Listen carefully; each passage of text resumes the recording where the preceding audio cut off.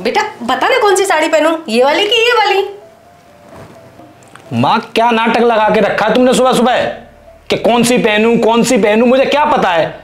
आपको जो समझ में आए वो पहन लें। आपको दिखता नहीं है मैं कितना जरूरी काम कर रहा हूं ऑफिस का? हर वक्त मेरे को डिस्टर्ब करती रहती हो आप।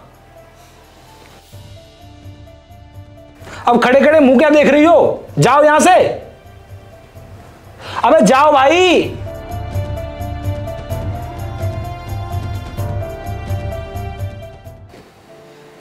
अरे बेटा सुन ना, वो क्या ना, मैं एफडी कराने की सोच रही थी। तू बता ना कहाँ कराऊं? फिर शुरू?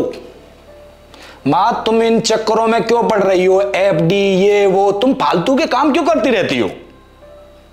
जब मैं कमा के दे रहा हूं ना, आपको खाने में भी दिक्कत आ रही है। पर बेटा मैं तो सिर्फ पूछ ही रही थी। किसी चक्कर में मत पड़ो, आप आराम से घर में बैठो और अपने कामों से काम रखो बस। और मुझे डिस्टर्ब करना बंद करो, मेरे पास जरूरी काम रहते हैं।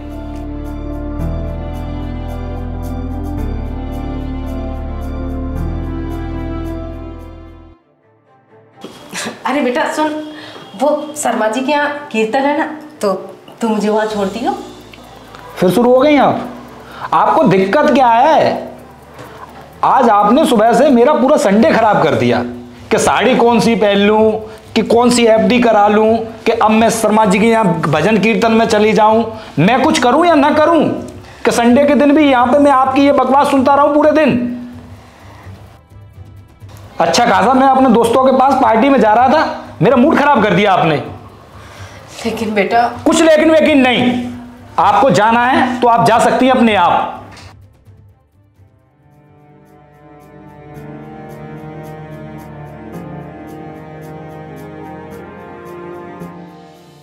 अरे भैया सुनिए।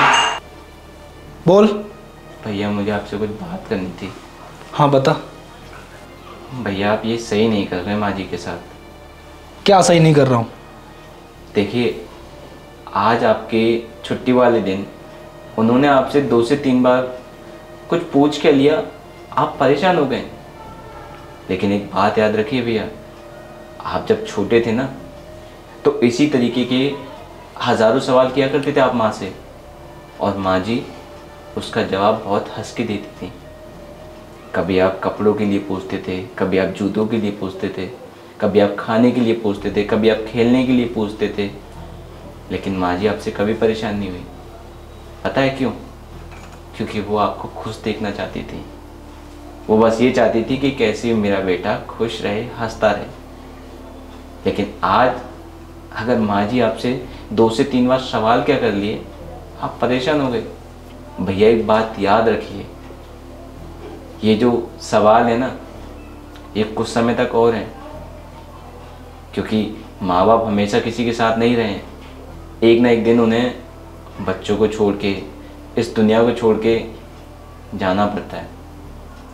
और जिस दिन माँ जी आपसे दूर चली जाएंगी ना, आप इन्हीं चीज़ों को याद करके रोएंगे, पछताएंगे। लेकिन उस वक्त इन सब चीज़ों का कोई फ़ायदा नहीं होगा। और एक और बात भैया, माँ बाप के साथ रहने से हमेशा बच्चों का ही भला हुआ है। बच्चे कभी माँ बाप का कुछ भी भला नहीं कर पाते हैं। तो अभी भी वक्त है आपके पास, अपनी आदतें सुधार लीजिए। हाँ यार तू सही कह रहा है यार। तूने यार मेरी गलती का तुरंत मुझे आभास करा दिया। अब मैं दोस्तों को छोड़ दूंगा, दोस्त पार्टी में बाद में देखूंगा। पहले मैं आज अपनी माँ को लेके पहले कीर्तन में जाऊंगा। हाँ भैया जल्दी जाइए।